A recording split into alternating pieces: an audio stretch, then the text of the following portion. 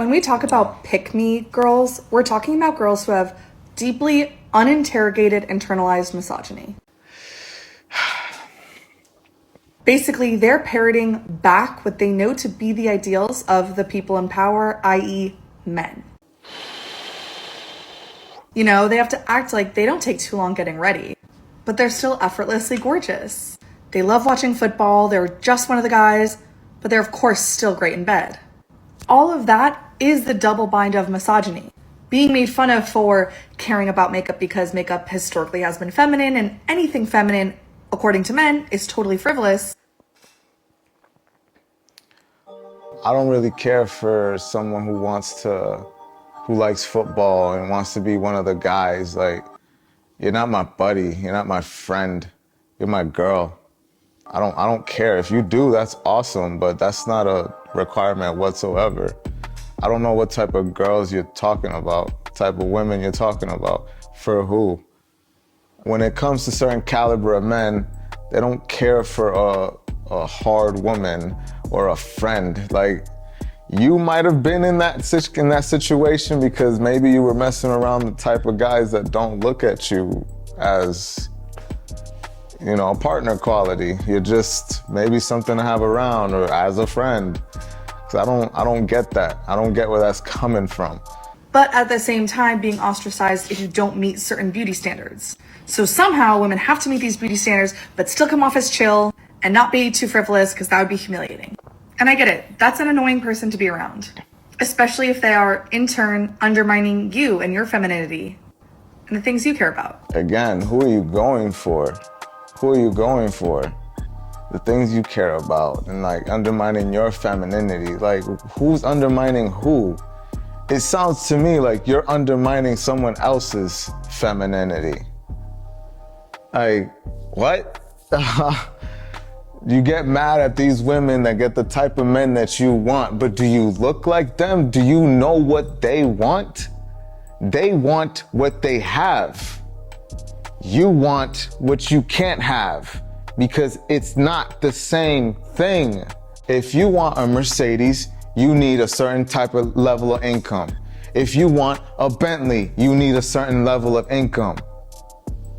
You can't have this without these requirements, whatever that is. If you want a house, would you rather have the house that's made in 2 months and looks like this?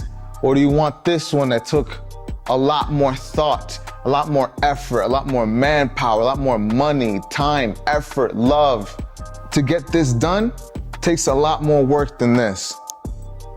And then you get mad at the people that can afford this and that want this, but you want them to have this. Why?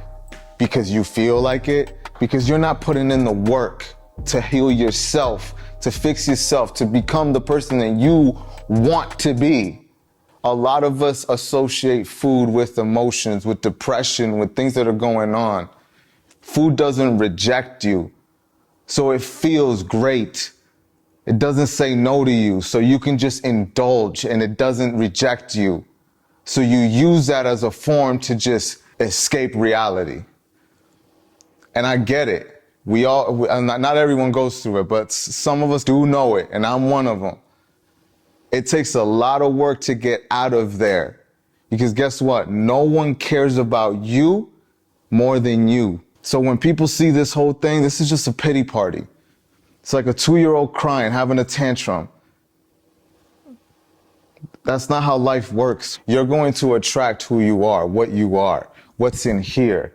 And we all attract what we are, who we are in that moment. Y'all can change.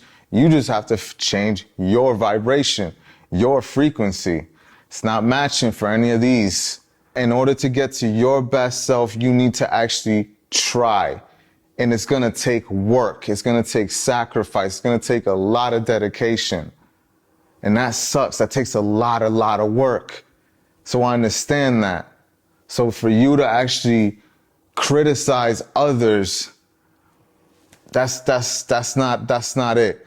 You wanna blame it on somebody else rather than just fixing you. Have you tried to do anything for yourself, anything for you to make you happy? You need to know, and that includes your health.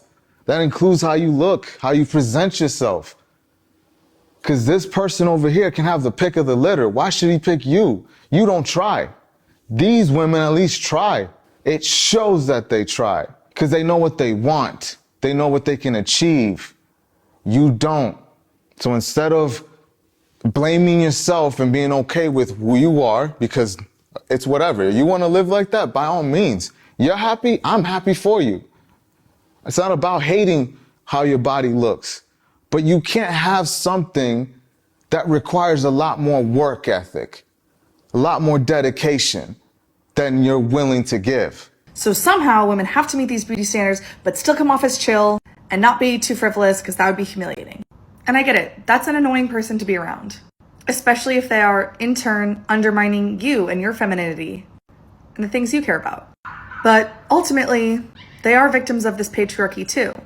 And there's a reason that pick-me energy exists at scale, and it's so consistent everywhere, that it's always girls trying to be chill.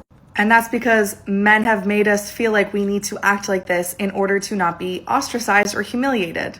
And so ultimately, I think the people we need to be calling out is men. And I think we are to a certain extent. We are finally getting to a point societally where we can say, you know what? Makeup is not more frivolous than football. Or at least on my corner of TikTok, we are getting there.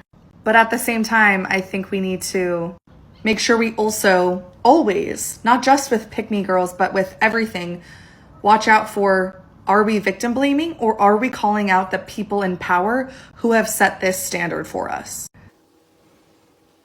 We are having a victim mentality. Yes. Victim mentality, trying to find someone to blame. Trying to find someone to blame other than themselves when they haven't put any work into themselves. It's like, it's okay if you can't get this. If it's okay if you don't want to do the work, but don't get mad about the results. It's not for you. It's not for you. You don't want it. So don't get mad about that. Stay in your lane.